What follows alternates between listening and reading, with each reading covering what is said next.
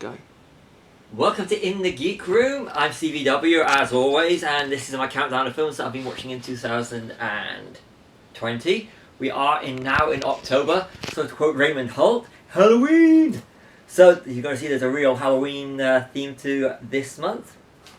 We start the month with my 181st film. Now, I'm wondering right now if it hadn't been for COVID, would I have reached 180 films by the end of the year? I don't think so, because there would have been other things other than just going to work.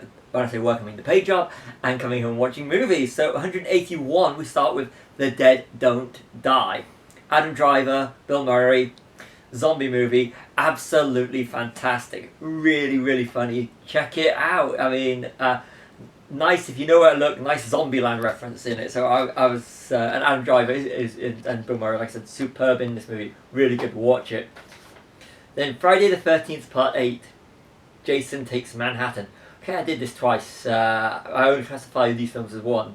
So this was research for the High Ground podcast, link below. Really like it. It's my favourite Friday the 13th movie.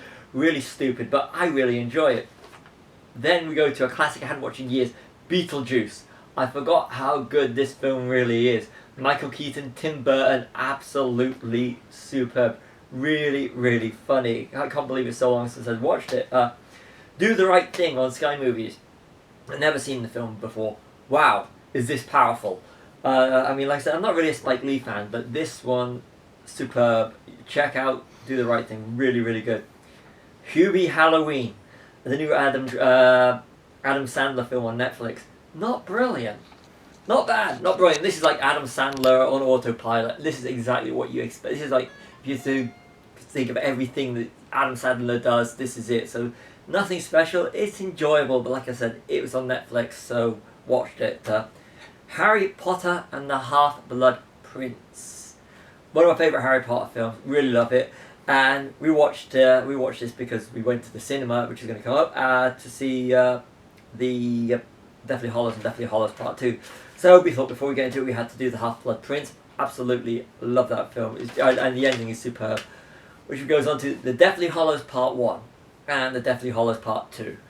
Went to the cinema to see them. Absolutely brilliant. It's great to see them on the big screen. The Deathly Hallows Part 2 has a special thing for me because it's the first film that I went to see with my now fiance, and it was the first film. There was a group of us, so it was nice, and it was good to actually see it again on the big screen. I mean, I love doing the studio tour and everything, and I'll say this: the Gringotts Bank, you know, it's which has now got the studios in Leavesden. It does not, when you watch it on film, it doesn't do it justice to how beautiful Gringotts really is. And that's my little shout out to the Warner Brothers studio tour. Absolutely fantastic. You know, watched films and going like, oh, I've been to there, seen that, everything. So it's really, really nice. All the President's Men. I hadn't seen it in a while, but I love that film, and it is superb. I mean, yeah. Now we get onto the horror stuff. A Nightmare on Elm Street. Now, my fiance had never seen it before, so literally, here to go with the whole thing. So, A Nightmare on Elm Street, the first one on Blu-ray. And yeah, these were all from the Blu-ray box. I bought it months ago, and we asked it around to watch it. Classic. The original one is a pure classic. Freddy's Revenge, better. It's better now, because I haven't seen these films in over 20 years. But it's actually better now, and I actually appreciate Freddy's Revenge more now. The Dream Warriors with the end track, real 80s stuff. Really, I mean, it's really enjoyable. Then there's the Dream Master. Okay, I watched this for the podcast as well. Again, High Ground Podcast, link below. A favourite of the Elm Street movies, really, really good. Really good. There's also a little thing, was the first 18 certificate I saw at the cinema. I was not 18 at the time, just want to point that out. It was the good old days when cinemas were cinemas, and now cinemas as we are going back into lockdown, as I record some going back into lockdown again. Dream Child. The Dream Child, which again, I saw that at the cinema, and I haven't seen this in over 25 years, so, but the Dream Child is a lot worse. This one does not hold up. The Dream Child does not hold up. Freddy's Dead, The Final Nightmare. That one, as a piece of fun, it holds up, but as an Elm Street film continuity, no, it doesn't. Wes Craven's New Nightmare. Wow, just wow. I haven't seen these in over 20 years, but to actually watch this again, real appreciation for New Nightmare, Wes Craven's New Nightmare. Absolutely fantastic. Love that film. Clever, very clever. Elm Street 2010, the remake. We watched it. I didn't like it at the cinema. I didn't like it because there's a bit of spoilers for you if you haven't seen it. You can tell they're in the dream right from the start.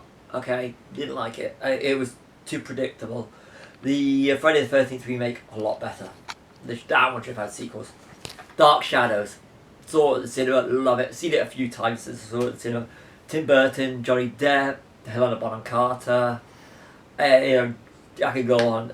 Eva Green, absolutely superb casting. Michelle Pfeiffer, and Jackie Earle Healy, played Rorschach. He's brilliant. I thought actually he steals the shows out of me. Kind of funny going from watching him in Elm Street to watching him in Dark Shadows. Brilliant. And Alice Cooper Caviar. I love Dark Shadows. Superb film.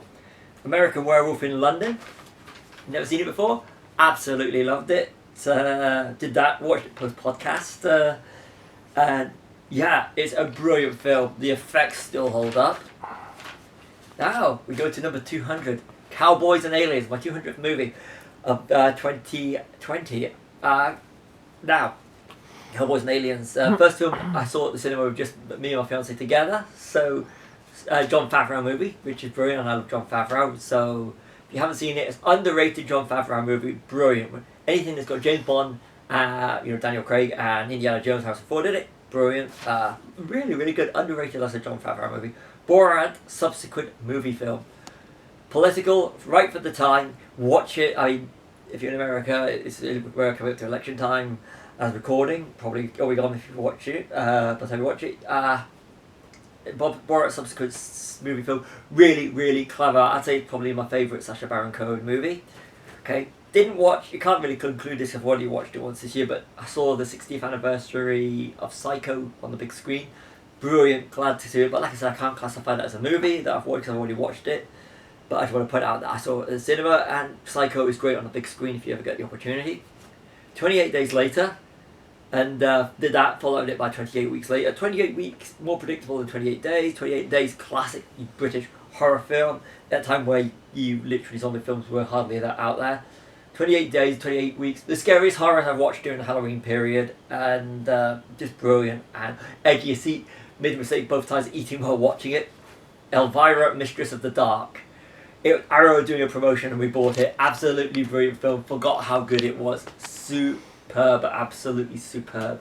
So when I saw it on Arrow cheap, I was like, I'm having it. And yeah, great schlock, comedy horror, really superb. More comedy than horror. Elvira, Mistress of the Dark. Check it out if you haven't seen it. Night of the Living Dead. I actually watched the 13 Nights of Elvira version. So it's, really good. Classic film. I just wanted to see my fiance's reaction to it because we're going to be podcasting this on the High Ground podcast. Never shout out to it. Then the 1978 Halloween film. Haven't seen it in years. Wow. John Carpenter's original classic. Did a 1-2 punch with that and the Halloween 2018 version, the sequel. Watch them back to back if you're going to watch them. Absolutely superb. And the 2018 Halloween, superb sequel, and nice little nods you can actually see if you watch them back to back in the season. Perfect. And the last film I can classify was in Shaun of the Dead.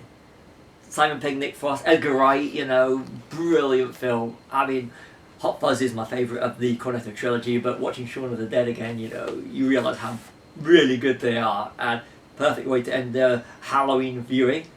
But I have got to add another one in which I can't include, which is The Shining, because we watched the extended cut. We watched the extended cut of it because I've already watched Shining this year. Like I said, I can't classify it, so I ended the month on 208. My personal preference out of The Shining is the one we watched earlier in the year, which is more of the director's cut, and but it's nice to actually watch it, the extended cut of it. So. Ended October on 208 movies. And so that's my viewing list in October. Check out the High Ground Podcast, which I'm part of. See you all in another In the Geek Room video.